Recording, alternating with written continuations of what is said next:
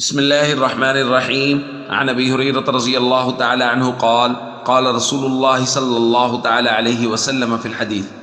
وأنا أول من ينشق عنه القبر رواہ مسلم۔ نبی کریم صلی اللہ علیہ وسلم نے ارشاد فرمایا، میں ہی ہوں محمد صلی اللہ علیہ وسلم جن کو سب سے پہلے قبر سے اٹھایا جائے گا۔ دوستو، ہمارے آقا حضرت محمد کریم صلی اللہ علیہ وسلم عالمین کے لیے رہبر و رہنما بن کر آئے ہیں، اور تمام عالم اور تمام زمانوں میں اللہ کے نبی صلی اللہ علیہ وسلم نے رہبری اور رہنمائی کی ہے۔ سب سے پہلا عالم عالم ارواح، حضور علیہ الصلوۃ والسلام نے ارشاد فرمایا، انا اول من قال بلا فی جواب الست بربکم، کہ اللہ نے عالم ارواح میں جب اپنی وحدانیت کا اقرار لینے کے لیے روحوں کو جمع کیا تو اس وقت اللہ رب العزت نے اپنی وحدانیت کے اقرار کے لیے جو سوال کیا، الست بربکم، تو حضور نے فرمایا اس کے جواب میں سب سے پہلے جس روح نے بلا کہہ کے اللہ کی وحدانیت کا اقرار کیا وہ میں محمد صلی اللہ علیہ وسلم کی روح تھی۔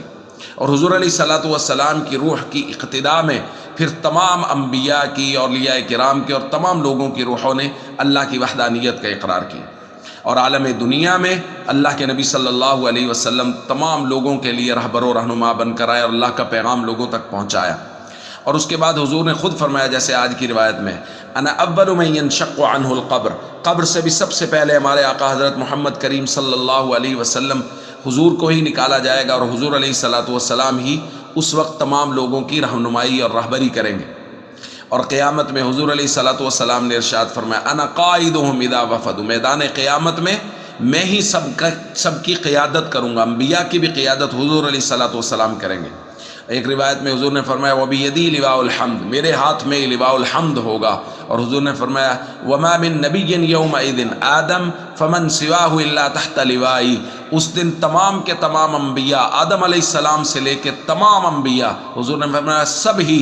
میرے لواء الحمد، میرے جھنڈے کے نیچے ہوں گے۔ اور جیسا کہ کل کی روایت میں ہم نے پڑھا کہ حضور علیہ الصلوۃ والسلام نے ارشاد فرمایا، سب سے پہلے جنت کا دروازہ بھی میں ہی محمد صلی اللہ علیہ وسلم کھٹکھٹاؤں گا۔